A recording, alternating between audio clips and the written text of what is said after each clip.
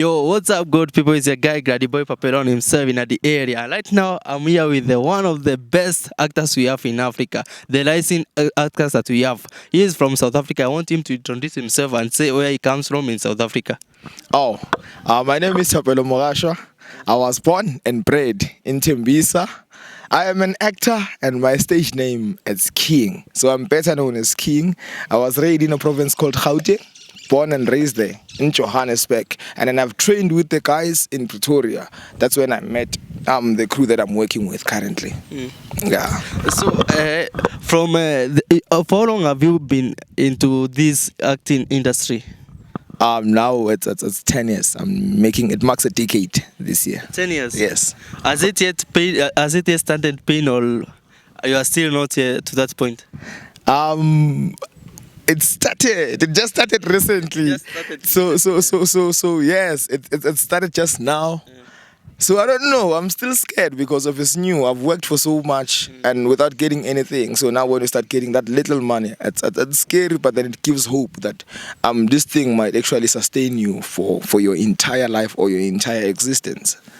Because of now we're trying to break the generational cases that our parents, they only know that being properly employed is when you are a policeman or a nurse or working for a government. So they don't think you can be a freelancer that who could make it. You can be an artist, you can be this and that. So we are breaking those cases. We are showing them that being a performer could also be a career that you can feed your whole family and build your house and buy yourself a car with just being a performer, being on stage.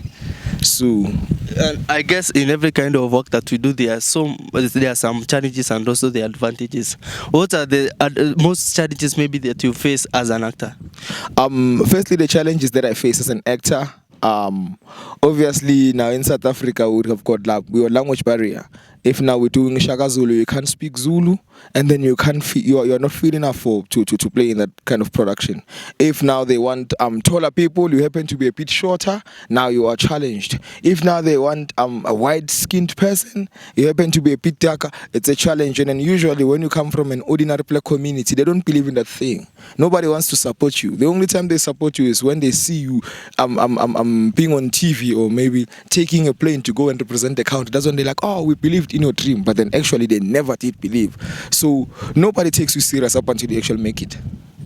So it's a challenge from ground. Nobody supports you. Even our parents, we have to fight a lot and a lot. They keep on saying, this is not a career, you can't study this. Not in my house, go and get a job, go and do this and that. Up until now they see you playing in a bigger theater, and then they see you saying, now you're going international to play, and then they are happily accompanying you to the airport. They're like, oh man, this is our son, man. We are proud of this one. So it's that. So those I think are the kind of challenges that when you start, nobody believes in your thing.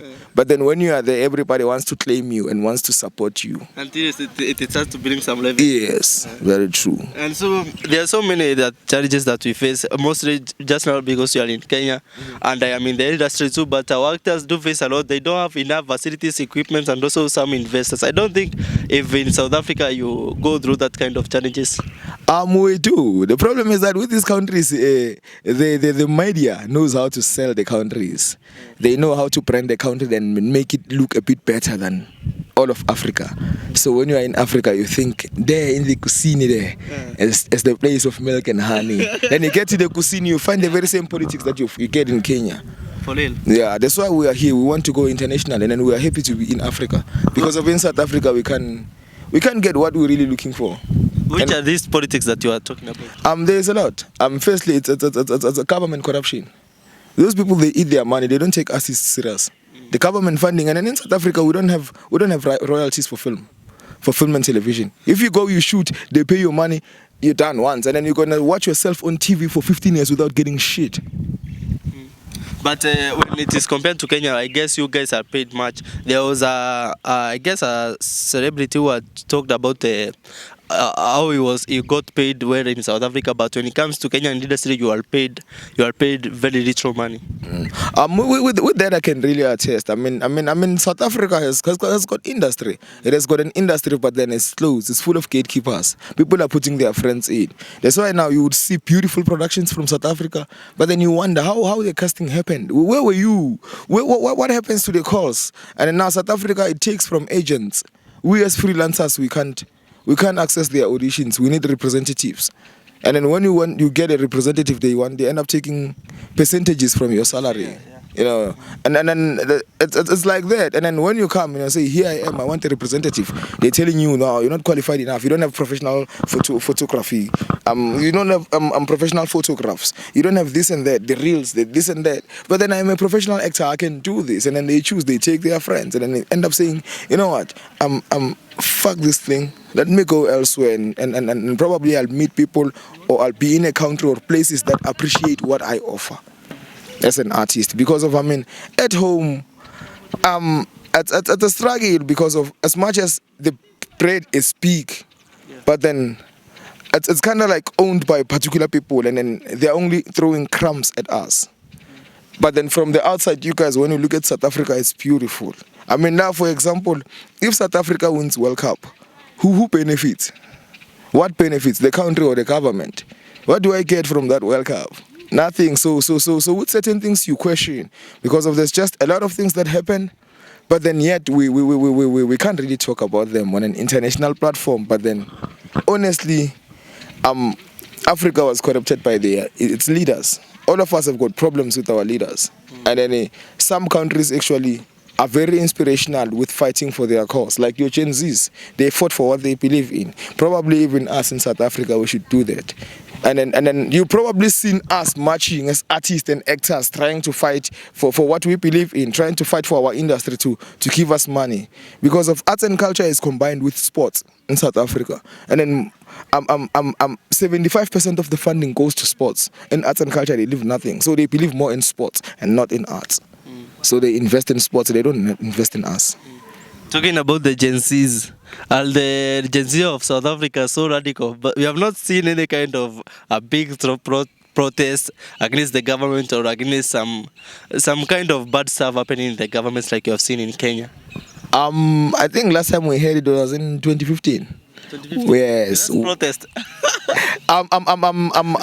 For what we can say, Gen Zs, because they were not Gen Zs, but then we were young by then. We were young. We were like 20, 23, and then we confronted the government and say, no, fuck off, man. You've been promising us free education. We want free education. We can't afford to go to school, and we need school. So we fought for that. We had Fisma's fault. That happened in the whole country. It was a standstill. And then there's students who have lost their lives, and there's students who are still incarcerated even today. And then even that fees, they only fell for like a couple of years, 3-4 years, and then from there it came back again. Because of now we've got what we call NSFAS, of which it's a national fund for scholars who want to go to colleges and universities. So back then it used to be a bursary. It was a student loan. So when you go to school, after you graduate, when you work, you must pay it back. So we fought for it we fought for education to be free. And so they take that loan and turn it into a bursary. That no, if you get the bursary, you go to school, you graduate, and then you don't have to pay it back. Now it's a bursary. So now they've taken it back to being a loan. And then the Gen Zs, our current Gen Zs, do not have the power or the energy to actually fight that. They do not care. Every person is on.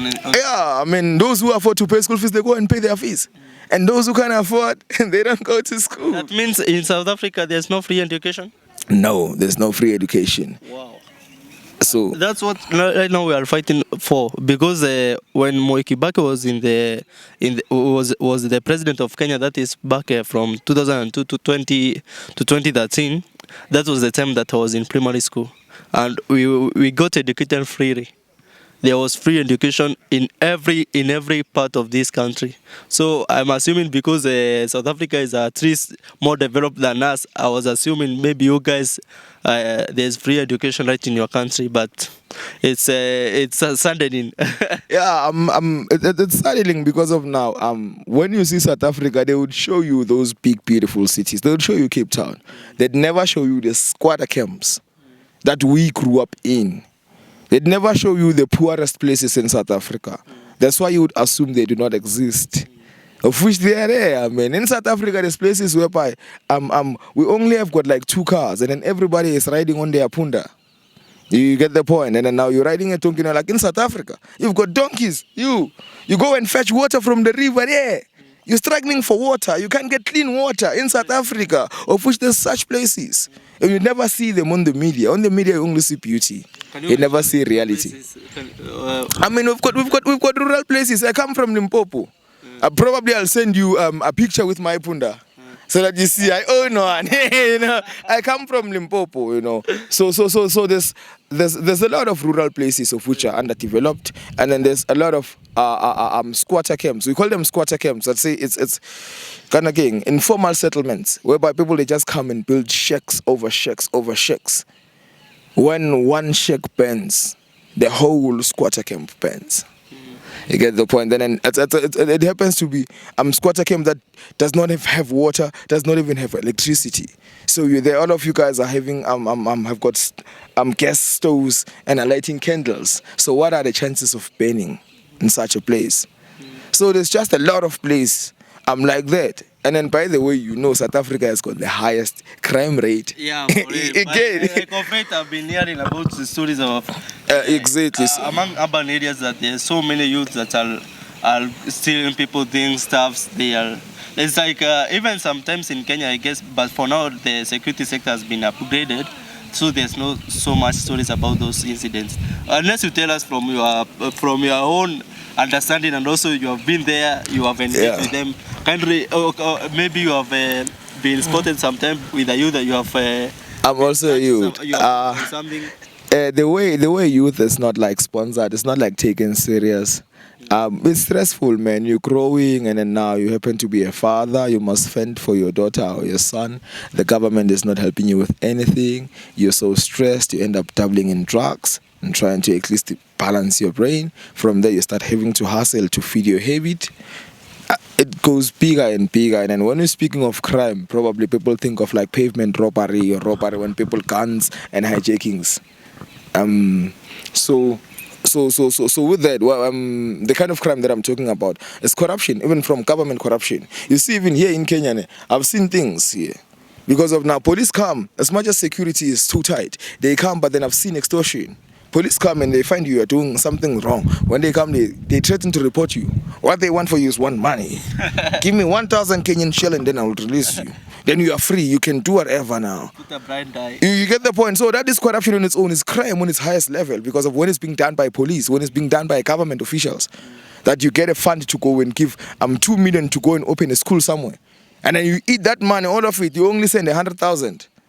Then we're saying we are rich as a country. Yes, money is there, but then it's being eaten by certain people. It does not reach us who are at the bottom of the barrel. And so... And so, on your career on acting, I've seen that you have played. There's the play that you have played right now at Wood Creek School. Can you describe it and make us who are watching understand much better about the play? The play is called Don't Shoot. It's about 4 South African men who were abducted and enslaved in the southern Africa, which is Zimbabwe, which is the neighboring country of South Africa. So these men have been there in that camp for 14 years. So now they are enslaved. They were taken away from their places forcefully. So they are here, and then now the only hope that they have is that their family is still intact and is still waiting for them to come back home. So they've got different personalities. Some have already given up that no, fuck, we belong here. This is home. Some have got hope because of now they've got their loved ones and their daughters outside, and they still hope to go and meet with them. Just want to see my daughter. How old is she? So the story it's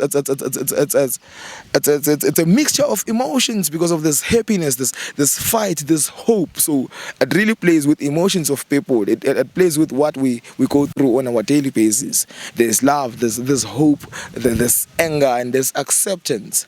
So it's just a show that explores caring, the dimensions of being human, that there's certain days that are happy and there's certain days that give you hope and there's certain days that are just very sad. So in most cases the plays that you do are based on reality. Yes, usually we are inspired by reality because I think theater should kind of like change the local and the international landscape.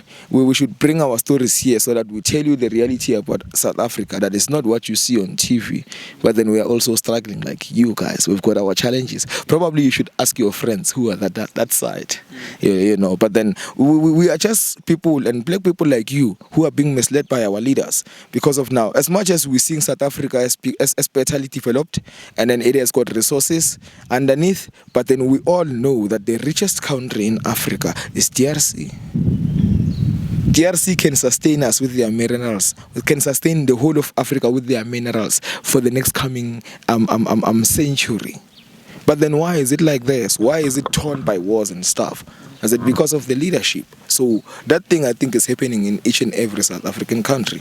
Just like what is happening now in Tanzania. You know, people who don't want to leave the chairs of power. They don't want to leave that power, but then still, when they are there, they are not doing anything for their people. They're only enriching themselves. So it's the very same challenge that all corners of Africa are facing. You seem to have gotten the exposure to travel to different African countries. So which one of these African countries that has really impressed you till today? Rwanda. The reason? Rwanda, it's a beautiful country. I think Paul Kagame has done something to his people. He has made them to love him. So I think it's simply because of delivery. They are very welcoming and they are very respectful to their country, even their policemen and everything. Nobody feels they are bigger than the other. Nobody disrespected the next person. All of them, they're just humble beings and they're very, very, very welcoming. And then how beautiful they are. That small city. Kigali is a very small city. It's very beautiful. You know, the ladies, and also Kigali. It's a very clean city. It's a very, very clean city, and it's a green city. So they respect nature and their plants more than anything. So if you crash your car on a tree, it's a very big fine. It's a very big fine. You don't mess with nature there. All right, so it was nice. It was nice to catch up with you, the Pole King, and I guess maybe sometime when you come back to Kenya, maybe we might drink up and also do some other stories. Kindly talk to your fans everywhere in the world, in Kenya, maybe in South Africa, in Rwanda. Amen. To each and everyone who is watching our work, who's watching us, all I can say to you is that I appreciate the love. I appreciate the support, and what you are, it's a gift from God, and what you become, it's a gift to God. So thank you. Thank you for